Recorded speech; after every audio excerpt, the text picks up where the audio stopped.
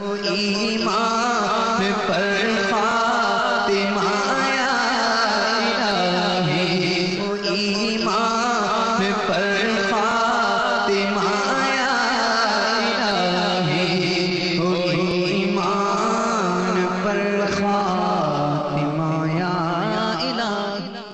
الحمدللہ رب العالمین والصلاة والسلام علی سید المرسلین، اما بعد فاعوذ باللہ من الشیطان الرجیم، بسم اللہ الرحمن الرحیم۔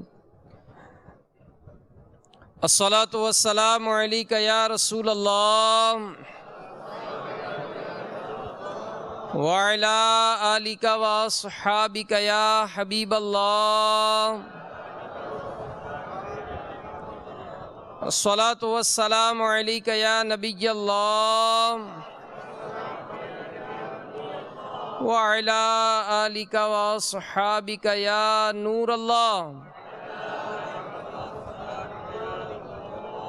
شیخ طریقت امیر اہل سنت بانی دعوت اسلامی حضرت علامہ مولانا ابو بلال محمد الیاس عطار قادری رضوی ضیائی دامت برکاتہم العالیہ اپنے رسالے کپڑے پاک کرنے کا طریقہ، اس میں درود پاک کی فضیلت نقل فرماتے ہیں۔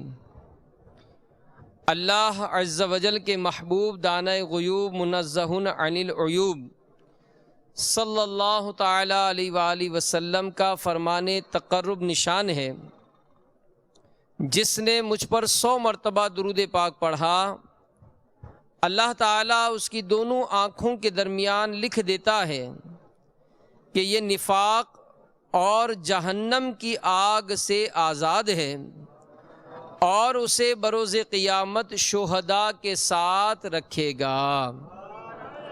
صلو علی الحبیب صلی اللہ تعالی علی محمد۔ نیت المؤمن خیر من عملہ، مسلمان کی نیت اس کے عمل سے بہتر ہے۔ اس سے پہلے کہ بیان کا باقاعدہ آغاز ہو، آئیے اللہ کی رضا کے لیے، ثواب کمانے بڑھانے کے لیے اچھی اچھی نیتیں کر لیتے ہیں۔ سب سے پہلے تو یہی نیت کریں کہ اللہ کی رضا کے لیے، ثواب کمانے بڑھانے کے لیے اچھی اچھی نیتیں کرتا ہوں۔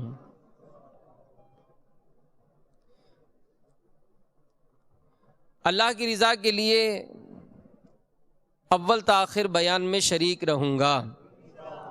مدنی چینل کے ناظرین بھی حسب حال نیتیں کرتے جائیے۔ بیان کی تعظیم کی خاطر جتنا ہو سکا 2 زانوں بیٹھ کر خوب کان لگا کر توجہ کے ساتھ بیان سنوں گا۔ جو باتیں سنوں گا اسے یاد رکھوں گا، عمل کروں گا، دوسروں تک پہنچانے کی کوشش کروں گا۔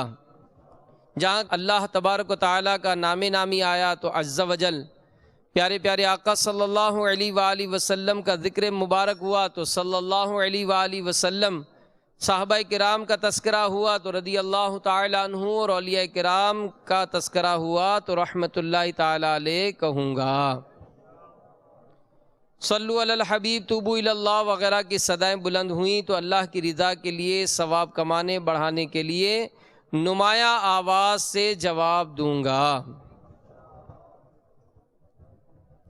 صلو علی الحبیب صلی اللہ تعالی علی محمد۔ حضرت سیدنا عبداللہ ابن عمر رضی اللہ تعالی عنہما فرماتے ہیں کہ ایک مرتبہ دوران سفر میرا گزر زمانہ جاہلیت کے قبرستان سے ہوا۔ یکایک ایک مردہ قبر سے باہر نکلا، اس کی گردن میں آگ کی زنجیر بندھی تھی۔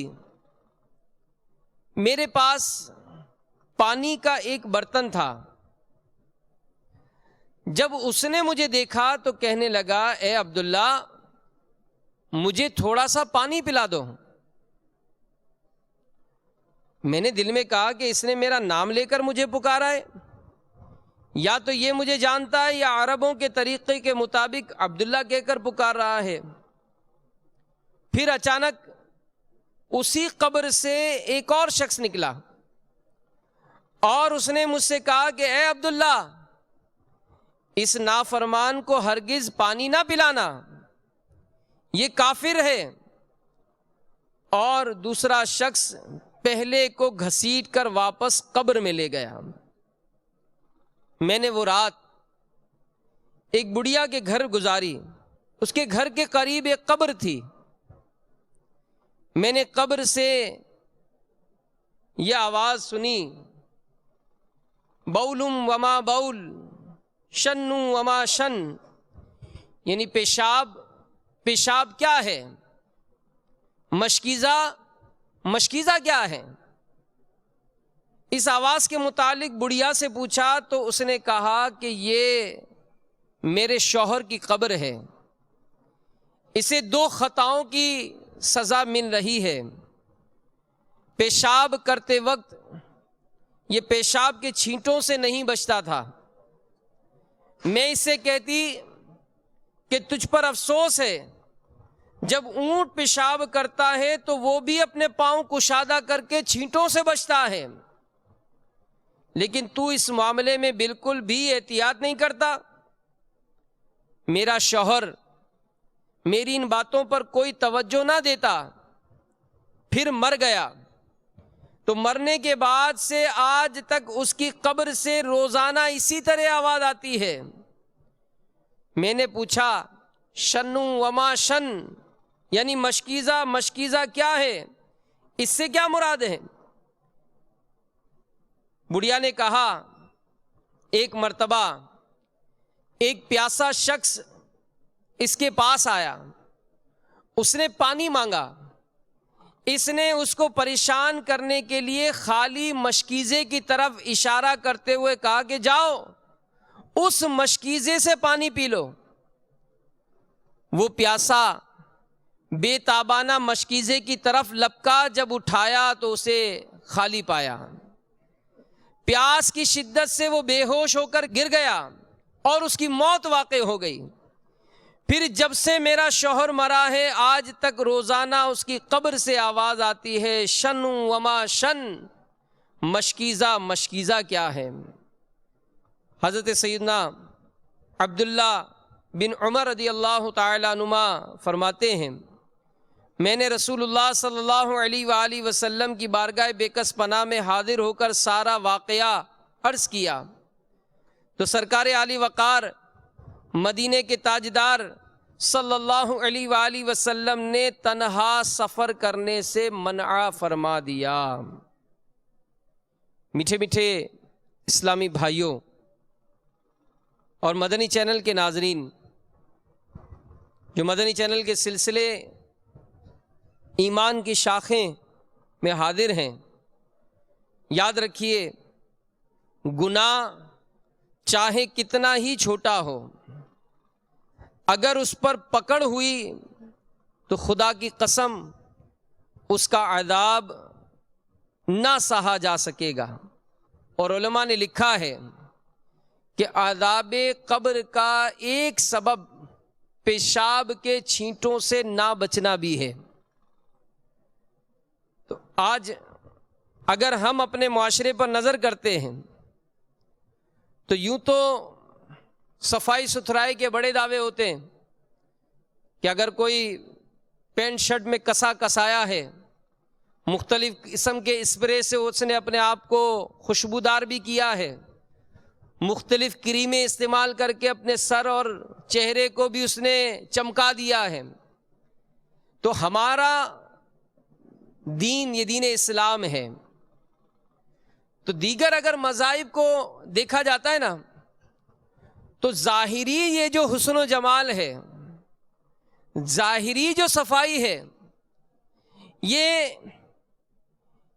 اسی کو حسن و جمال اور صفائی کا نام دیا جاتا ہے کہ ظاہری طور پر جو صاف ستھرا ہے، بہترین پریس کیے ہوئے ہیں، چمکدار سوٹ پہنا ہوا ہے، جناب اس نے کریمیں استعمال کی ہیں، اسپرے کر کے خوشبودار کیا ہے، تو ظاہری طور پر اگر دیگر مذاہب کو دیکھا جائے تو اسی کو وہ حسن و جمال اور صفائی ستھرائی کا نام دیتا ہے۔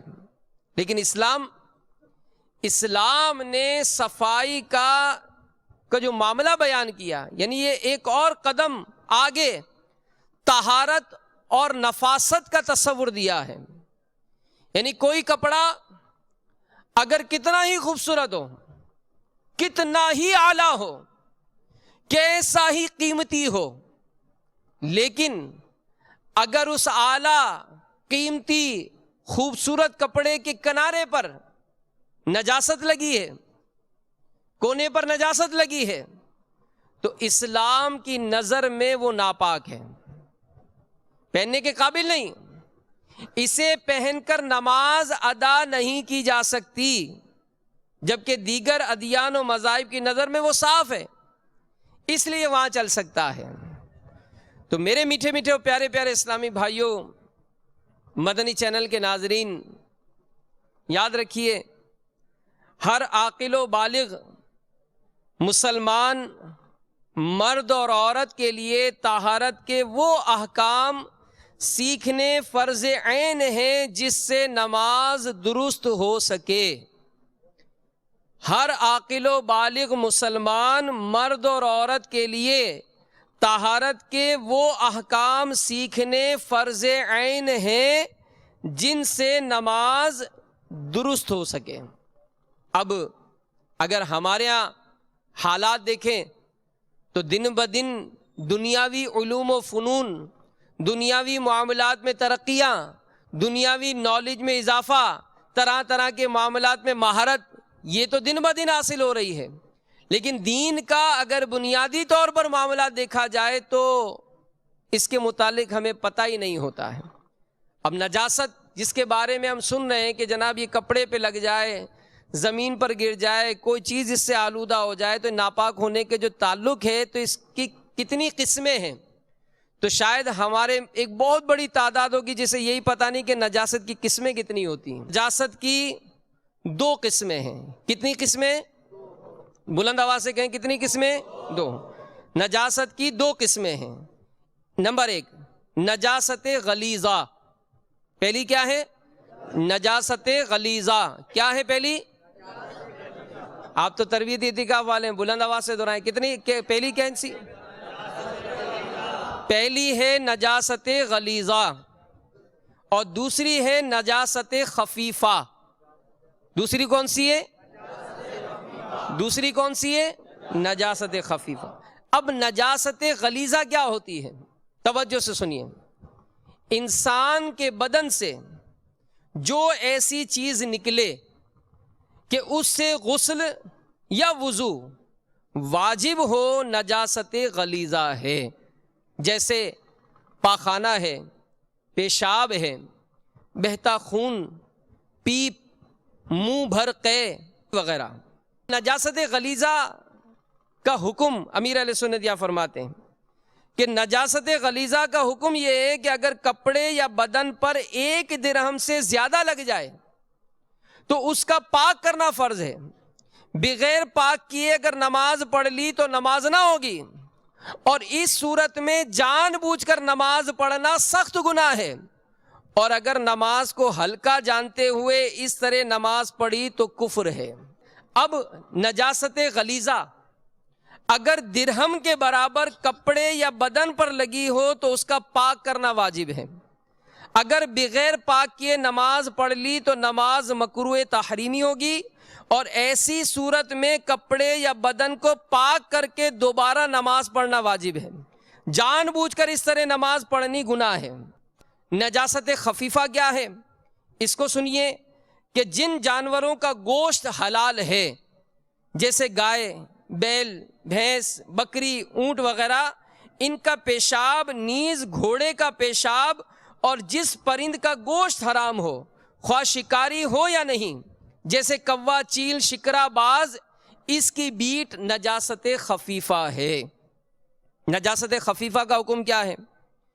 نجاست خفیفہ کا حکم یہ ہے کہ کپڑے کے جس حصے یا بدن کے جس عضو میں لگی اگر اس کی 1/4 سے کم ہے تو معاف ہے. مثلا آستین میں نجاست خفیفہ لگی تو اگر آستین کی 1/4 سے کم ہے، یا دامن میں لگی ہے تو دامن کی 1/4 سے کم ہے، یا اسی طرح ہاتھ میں لگی اور ہاتھ کی چوتھائی سے کم ہے تو معاف ہے، یعنی ایسی صورت میں نماز پڑھی تو نماز ہو جائے گی، البتہ اگر پوری چوتھائی میں لگی تو بغیر پاک کیے نماز نہ ہوگی۔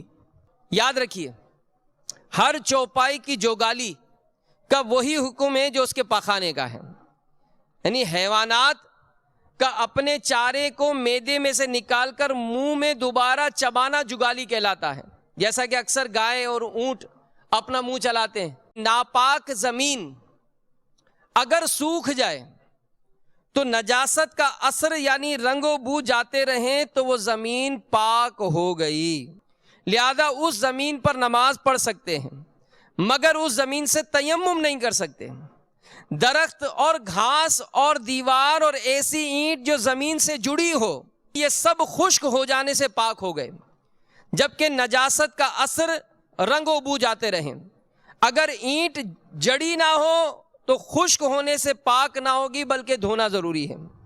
یوں ہی درخت یا گھاس نجاست سوکھنے سے پیشتر کاٹ لی تو طہارت یعنی پاک کرنے کے لیے دھونا ضروری ہے۔ تو یہاں پر میں امیر اہل سنت کا وہ مدنی پھول عرض کر دوں گا کہ جو اس طرح کی جو سبزی یا پھل فروٹ لیے جاتے ہیں تو امیر اہل سنت تو بارہا اس کے بارے میں تاکید فرماتے ہیں کہ اس کو دھوئے بغیر استعمال نہ کریں۔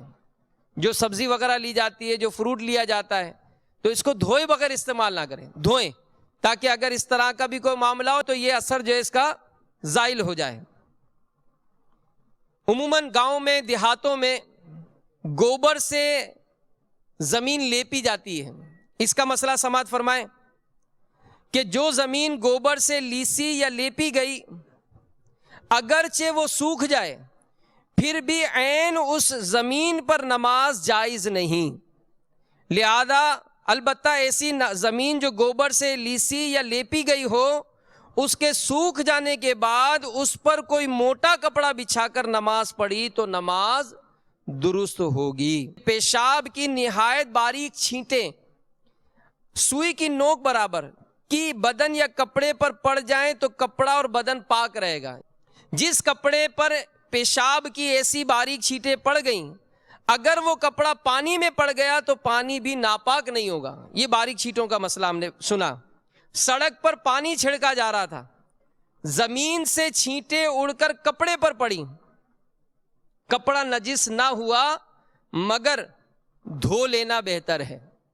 گلیوں میں کتے گھومتے تو یاد رکھیے کہ کتا بدن یا کپڑے سے چھو جائے تو اگرچہ اس کا جسم تر ہو بدن اور کپڑا پاک ہے، اور ہاں اگر اس کے بدن پر نجاست لگی ہو تو اور بات ہے، یا اس کا لعاب لگے تو ناپاک کر دے گا۔ کتا اگر آٹے میں منہ ڈال دے تو کیا ہوگا؟ سنیے، کتے وغیرہ کسی ایسے جانور مثلا سور، شیر، چیتا، بھیڑیا، ہاتھی، گیدڑ، دوسرے درندوں میں سے کسی نے جس کا لعاب ناپاک ہے آٹے میں منہ ڈالا تو اگر گندھا ہوا تھا تو جہاں اس کا منہ پڑا اس کو علیحدہ کر دے، باقی پاک ہے، اور سوکھا تھا تو جتنا تر ہو گیا وہ پھینک دے۔ بلی ظاہر گھر میں آتی جاتی ہے تو بلی اگر پانی میں منہ ڈال دے تو سنیے، گھر میں رہنے والے جانور جیسے بلی، چوہا، سانپ، چپکلی، اس کا جھوٹا مکروہ ہے۔ تو عموماً یاد رکھیے کہ دودھ اور پانی اور کھانے پینے کی چیزیں یہ ڈھک کر رکھنی چاہیے، ڈھک کر رکھنی چاہیے۔ ہمارے یہاں باب المدینہ کراچی میں ہی ایک واقعہ ہوا، میاں بیوی حج پر گئے، 3 بچیاں تھیں، ان کو پڑوسن یا کسی عزیزہ کے سپرد کر کے حج کے لیے دونوں میاں بیوی روانہ ہو گئے۔ یکایک تینوں مدنی منیاں ایک ساتھ موت کی نیند سو گئیں، انتقال ہو گیا تینوں کا، ایک ساتھ انتقال ہو گیا۔ اب کوہرام پڑ گیا، ماں باپ حج کیے بغیر روتے دھوتے مکہ مکرمہ زاد اللہ شرف و تعظیمہ سے باب المدینہ واپس آ گئے۔ تحقیق کرنے پر انکشاف ہوا کہ دودھ کھلا ہوا رکھا تھا اور اس میں چھپکلی گر کر مر گئی تھی، اور وہی دودھ بچیوں نے پیا اور زہر کے اثر سے یہ المیہ پیش آیا۔ مزید سنیے، کہا جاتا ہے کہ چھپکلی مشروب میں گر کر مر کر پھٹ جائے تو 100 آدمیوں کے لیے اس کا زہر کافی ہے۔ تو اسی لیے کہا جاتا ہے کہ گھر میں بالخصوص باورچی خانے میں اپنی جو کھانے پینے کی اشیاء ہوں اس کو ڈھک کر رکھیں، اور بسم اللہ الرحمن الرحیم پڑھ کر اگر ڈھکیں گے تو یہ بھی امیر اہل سنت نے اپنی کتاب میں لکھا ہے کہ اگر آسمانوں سے بلائیں بھی اترتی ہیں، جو کھلے برتن ہوتے ہیں اس میں داخل ہو جاتی ہیں، لیکن بسم اللہ الرحمن الرحیم پڑھ کر جو برتن ڈھکا جاتا ہے وہ امان میں رہتا ہے۔ جو گوشت سڑ گیا، بدبو لے آیا، اس کا کھانا حرام ہے، اگر سے نجس یعنی ناپاک نہیں ہے۔ اگر نماز پڑھی، جیب وغیرہ میں شیشی ہے، اس میں پیشاب یا خون یا شراب ہے تو نماز نہ ہوگی۔ جو انہوں نے لیبارٹری ٹیسٹ کے لیے لے کے جاتے ہیں وہ ذرا توجہ فرمائیں کہ آپ لیبارٹری ٹیسٹ کے لیے لے گئے، شیشی میں خون رکھا ہوا ہے، پیشاب کی بوتل رکھی ہے یا ایسی کوئی چیز ہم نے رکھی، تو ہم نے سنا کہ جیب میں اگر پیشاب، خون یا شراب ہے اور نماز پڑھی تو نماز نہ ہوگی۔ جیب میں انڈا ہے، اس کی زردی خون ہو چکی تو نماز ہو جائے گی۔ میرے میٹھے میٹھے پیارے پیارے اسلامی بھائیوں، یاد رکھیے سور کے سوا ہر جانور حلال ہو یا حرام جبکہ ذبح کے قابل ہو اور بسم اللہ کہہ کر ذبح کیا گیا تو اس کا گوشت اور کھال پاک ہے۔ اب اس میں بعض اوقات پھر جب یہ کھالیں لی جاتی ہیں تو اس پہ بھی شیر کی، چیتے کی اور اس طرح کی کھالیں مطلب اپنے گھروں میں رکھی جاتی ہے، اس میں بیٹھا جاتا ہے۔ تو الحمدللہ ہم نے امیر اہل سنت کو دیکھا ہے کہ آپ بکرے کی کھال پر، دمبے کی کھال پر بیٹھتے ہیں۔ اب ان کھالوں کا بھی اثر ہوتا ہے۔ کیا اثر ہوتا ہے سنیے کہ درندے کی کھال اگرچہ پکا یعنی سکھا لی گئی ہو، اس پر نہیں بیٹھنا چاہیے، نہ ہی نماز پڑھنی چاہیے کہ مزاج میں سختی اور تکبر پیدا ہوتا ہے۔ بکری، بکرا اور مینڈے کی کھال پر بیٹھنے اور پہننے سے مزاج میں نرمی اور انکسار یعنی عاجزی پیدا ہوتی ہے۔ سبحان اللہ۔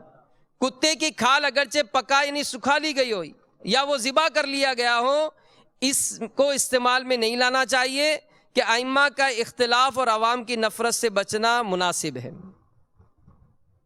اب اگر یہ کپڑا ناپاک ہو جائے، اب پاک کس طرح کرنا ہے اس کا طریقہ سماعت فرمائیں۔ نجاست اگر دلدار یعنی گاڑی ہو، جسے نجاست مریہ کہتے ہیں، جیسے پاخانہ، گوبر، خون، تو دھونے میں گنتی کی شرط نہیں بلکہ اس کو دور کرنا ضروری ہے۔ اگر ایک بار دھونے سے دور ہو گئی تو ایک ہی مرتبہ دھونا کافی ہو جائے گا، اور اگر 4-5 مرتبہ دھونے سے دور ہو تو 4-5 مرتبہ دھونا پڑے گا۔ ہاں اگر 3 مرتبہ سے کم میں نجاست دور ہو جائے تو 3 بار دھو لینا بہتر ہے۔ مقصد جو گاڑی نجاست ہوگی اس کو دور کرنا ضروری ہے۔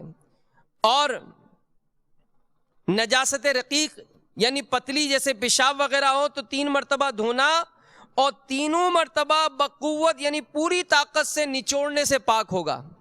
اور قوت کے ساتھ نچوڑنے کے معنی یہ کہ وہ شخص اپنی طاقت بھر اسے نچوڑے، کہ اگر پھر نچوڑے تو اس کا قطرہ نہ ٹپکے۔ اگر کپڑے کا خیال کر کے اچھی طرح نہیں نچوڑا تو پاک نہ ہوگا۔ اسی طرح اگر دھونے والے نے اچھی طرح نچوڑ لیا مگر ابھی ایسا ہے کہ کوئی دوسرا شخص جو طاقت میں اس سے زیادہ ہے نچوڑے تو وہ ایک بوند بھی ٹپک سکتی ہے، تو اس پہلے نچوڑنے والے کے حق میں پاک اور دوسرے کے حق میں ناپاک ہیں۔ اسی طرح پہلی اور دوسری مرتبہ نچوڑنے کے بعد ہاتھ پاک کر لینا بہتر ہے۔ آپ نے نچوڑا، اب آپ کے ہاتھ یہ ناپاک ہو گئے، انہیں پاک کر لینا بہتر ہے۔ تیسری مرتبہ نچوڑنے سے بھی کپڑا بھی پاک ہو گئے اور ہاتھ بھی۔ جو کپڑے میں اتنی تری رہ گئی کہ نچوڑنے سے ایک آدھ بوند ٹپکے گی تو کپڑا اور ہاتھ دونوں ناپاک ہیں۔ بعض اوقات کپڑے ناپاک ہوتے ہیں، گھر میں چھوڑ دیے جاتے ہیں، اب گھر والے جو ہے وہ واشنگ مشین میں ڈال دیا، پاک اور ناپاک دونوں ایک ساتھ دھو دیے۔ اس کا مسئلہ سماعت فرما لیجئے۔ اگر بالٹی یا کپڑے دھونے کی مشین میں پاک کپڑوں کے ساتھ ایک بھی ناپاک کپڑا پانی کے اندر ڈال دیا تو سارے ہی کپڑے ناپاک ہو جائیں گے۔ بلا ضرورت شرعیہ ایسا کرنا جائز نہیں۔ اعلیٰ حضرت فرماتے ہیں کہ جسم و لباس بلا ضرورت شرعیہ ناپاک کرنا اور یہ حرام ہے۔ ناپاک کپڑے پاک کرنے کا آسان طریقہ، کپڑے پاک کرنے کا آسان طریقہ یہ بھی ہے کہ بالٹی میں ناپاک کپڑے ڈال کر اوپر سے نل کھول دیجئے. کپڑوں کو ہاتھ یا کسی سلاخ وغیرہ سے اس طرح ڈبوئے رکھیے کہ کہیں سے کپڑے کا کوئی حصہ پانی کے اوپر ابھرا ہوا نہ ہو. جب بالٹی کے اوپر سے پانی ابل کر اتنا بہہ جائے کہ ظن غالب آ جائے کہ پانی نجاست کو بہا کر لے گیا، تو اب کپڑے اور بالٹی کا پانی نیز ہاتھ یا سلاخ کا اتنا حصہ پانی کے اندر تھا وہ سب پاک ہو گئے. یہ احتیاط ضروری ہے کہ پاک ہو جانے کے ظن غالب سے قبل ناپاک پانی کا ایک بھی چھینٹا آپ کے بدن یا کسی اور چیز پر نہ پڑے. تو میرے میٹھے میٹھے اور پیارے پیارے اسلام بھائیوں، کارپیٹ ناپاک ہو جاتے ہیں. تو کارپیٹ اگر ناپاک ہو جائے تو یاد رکھیے کہ اس کا طریقہ امیر سنن نے لکھا کہ اس کا جو ناپاک حصہ ہے ایک بار دھو کر لٹکا دیجئے یہاں تک کہ پانی ٹپکنا موقوف ہو جائے. دوبارہ دھو کر لٹکائیے، پانی ٹپکنا موقوف ہو جائے. تیسری بار اس طرح دھو کر لٹکا دیجئے، جب پانی ٹپکنا بند ہو جائے تو کارپیٹ پاک ہو جائے گا. اسی طرح میرے میٹھے میٹھے اسلامی بھائیوں، اگر کسی کے کپڑے ناپاک نظر آئے، ہم کو کوئی ایسی چیز لگی ہوئی نظر آئے، تو کسی دوسرے مسلمان کے کپڑے میں نجاست لگی دیکھیے اور ظن غالب ہے کہ خبر کرے گا تو پاک کر لے گا، تو خبر کرنا ضروری ہے. چاقو چھری وغیرہ اگر ناپاک ہو جائیں تو لوہے کی چیز جیسے چھری چاقو تلوار جس میں زنگ نہ ہو، نہ نقش و نگار ہو، اچھی طرح پونچھ ڈالنے سے پاک ہو جائے گا. برتن پاک کرنے کا طریقہ جیسے چینی کے برتن، مٹی کا پرانا استعمالی چکنا برتن یا لوہے تانبے پیتل وغیرہ کی، تو فقط 3 بار دھو لینا کافی ہے. اس کی بھی ضرورت نہیں کہ اسے اتنی دیر تک چھوڑ دیں کہ پانی ٹپکنا موقوف ہو. آئینہ ناپاک ہو جائے تو امیر فرماتے ہیں کہ آئینہ، شیشے کی تمام چیزیں، چینی کے برتن یا مٹی کے روغنی برتن یا پالش کی لکڑی، غرض وہ تمام چیزیں جس میں مسام نہ ہو، کپڑے یا پتے سے اس قدر پہنچ لی جائیں کہ اثر جاتا رہے، پاک ہو جائے گی. اسی طرح سستا سامان لیا جاتا ہے، سویٹر وغیرہ پہنے جاتے ہیں. لنڈا بازار جو ہمارے یہاں مشہور ہے، وہاں سے کپڑے لیے جاتے ہیں. تو کفار کے ممالک سے امپورٹ استعمال شدہ سویٹر، جرابیں، قالین، دیگر پرانے کپڑے جب تک ان پر نجاست کا اثر ظاہر نہ ہو پاک ہیں. بغیر دھوئے نماز میں استعمال کرنے میں حرج نہیں، البتہ پاک کرنا مناسب ہے. تو میرے میٹھے میٹھے اسلامی بھائیوں، کورنگی باب المدینہ کے ایک اسلامی بھائی کا بیان ہے کہ چھوٹی سی عمر میں ٹی وی پر فلمیں دیکھنے کی منوش شوق نے مجھے ناچنے کا شوقین بنایا، یہاں تک کہ میں ڈانسر بن گیا اور ڈانس کی تعلیم دینے لگا. اسی دوران میری والدہ کا انتقال ہوا لیکن میری آنکھیں نہ کھلیں. ایک مرتبہ میں مرکز الاولیاء لاہور کسی میوزیکل پروگرام میں گیا تو والدہ نے ایک تربیت دی تھی، میں درود پاک پڑھا کرتا تھا. تو داتا صاحب کے مزار کے قریب سے گزرتے ہوئے میں نے درود پاک پڑھ کر داتا صاحب کو ایصال ثواب کیا. جب رات کو میوزیکل پروگرام سے تھک ہار کر سویا تو خواب میں اپنے والدین کو عذاب میں دیکھا. وہ چیخ رہے تھے کہ ہائے ہماری خرابی، تو ڈانسر اور شرابی بن گیا، تو توبہ کر لے ورنہ ہم بھی عذاب سے نہ چھوٹیں گے. وہ فرماتے کہ میں نے خواب سے اٹھا تو رونے لگا اور کافی دیر روتا رہا. پھر داتا صاحب کے دربار پر حاضر ہوا اور داتا صاحب کی بارگاہ میں عرض کی کہ یا داتا اب آپ ہی مجھے سنبھالیے. اتنے میں کسی نے میرے کندھے پر ہاتھ رکھا. میں نے سر اٹھا کر دیکھا تو سفید لباس میں ملبوس سبز امامہ شریف کا تاج سجائے ایک صاحب جو مشفقانہ لہجے میں فرماتے ہیں کہ بیٹا موت کسی بھی وقت آ سکتی ہے، جلد گناہوں سے توبہ کر لو. میں نے پوچھا کہاں جاؤں؟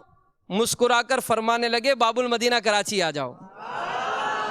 یہ کہہ کر ایک دم میری نظروں سے اوجھل ہو گئے. میں باب المدینہ کراچی پہنچا، وہاں اسلامی بھائی سے ملاقات ہوئی. انہوں نے انفرادی کوشش کرتے ہوئے مجھے قافلے کا مسافر بنایا. قافلے کے سفر کے دوران مجھے غسل کا طریقہ بیان ہوا تو میں اچھل پڑا کہ یا خدا میں تو ناپاکی کی حالت میں ہوں، مجھے تو غسل کرنا نہیں آتا. فوراً مسجد سے نکلا، غسل کیا، نماز توبہ ادا کی اور سویا. خواب میں والدہ مرحومہ کا چہرہ دیکھا، چمک رہا تھا اور نماز ادا کر رہی تھی.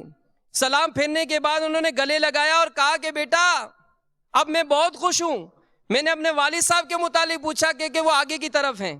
آگے چلا تو درمیان میں شیشے کا کمرہ تھا، بہت سارے لوگ اندر جانے کی کوششیں کر رہے تھے. الحمدللہ میں داخل ہو گیا. وہاں دیکھا کہ 5 بزرگ تھے. ایک بزرگ جو درمیان میں قدر اونچائی پر تشریف فرماتے ہیں، ان کا چہرے پر اس قدر نور تھا کہ نگاہ نہیں ٹھہر رہی تھی۔ میں نے ان سے پوچھا کہ میرے ابو جان کہاں ہیں؟ ایک بزرگ نے کمرے کے پچھلے حصے کی طرف اشارہ کیا۔ والد صاحب کو دیکھا وہ رو رہے تھے۔ میں نے رونے کا سبب پوچھا، جواب دیا کہ ان کو ان کے عزیز رشتہ دار اولاد تحفہ پیش کرتے ہیں، ایصال ثواب کرتے ہیں، اور وہ آقا کی بارگاہ میں پیش کرتے ہیں، میں کیا پیش کروں؟ تم مجھے کچھ بھیجتے نہیں۔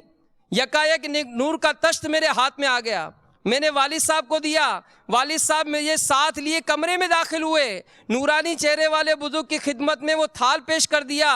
وہاں سے ہم باہر نکلے، اس وقت میرے دل میں خیال آیا کہ ہو نہ ہو یہ نورانی چہرے والے میرے آقا ہیں۔ میری آنکھ کھل گئی، دیکھا تو میرا جسم خوشبو سے چمک رہا تھا، اور یہ ایمان افروز خواب دیکھنے کے بعد میں نے تمام گناہوں سے توبہ کی، اور امیر قافلہ کے ہاتھوں اپنے سر پر سبز سبز امامہ شریف سجا لیا، اور داڑھی بڑھانے کی بھی نیت کر لی۔ تو اسی لیے تو ہمارے شیخ طریقت امیر اہل سنت پکارتے ہیں نا کہ آ جاؤ دعوت اسلامی میں آ جاؤ۔ دنیا بھر میں جہاں جہاں عاشقان رسول آج کے اس اجتماع میں شریک ہیں، بیان سن رہے ہیں، آ جائیں، کہ دعوت اسلامی ہمیں جینے کا سلیقہ سکھاتی ہے، دعوت اسلامی ہمیں ہمارا بدن پاک کرنا سکھاتی ہے، دعوت اسلامی ہمیں نماز کا طریقہ سکھاتی ہے۔ ورنہ اگر سوچیں اور غور کریں تو واقعی دنیا کے علوم فنون حاصل کر لیے، پلازے کے پلازے بنا لیے، ڈگریوں کی ڈگریاں حاصل کر لیں، لیکن ڈاکٹر صاحب کو کلمے نہیں آتے، ڈاکٹر صاحب کو کپڑا پاک کرنا نہیں آتا، انجینئر صاحب نے جناب مہارت حاصل کر لی، کوئی پلاٹ دکھائے تو انجینئر صاحب فوراً کیلکولیشن کر کے اس کو تمام چیزیں بتاتے ہیں کہ اتنا بلاک لگے گا، اتنی سیمنٹ لگے گی، اتنے بجری لگے گی، لیکن انجینئر صاحب کو یہ پتہ نہیں کہ ان کی قبر کا سائز کتنا ہوگا، ان کو کفن کتنا دیا جائے گا۔ تو دعوت اسلامی کے مدنی ماحول سے وابستہ ہوں، ان علوم کو حاصل کیجئے، عمل کیجئے، دوسروں تک پہنچانے کی کوشش کیجئے، اور اس تحریک میں امیر اہل سنت کا ساتھ دیجئے کہ مسجد بھرو تحریک جاری رہے، مسجد بھرو تحریک جاری رہے، مسجد بھرو تحریک جاری رہے۔ اللہ تعالی ہم سب کو عمل کی توفیق عطا فرمائے، آمین بجاہ النبی الامین صلی اللہ علیہ وسلم۔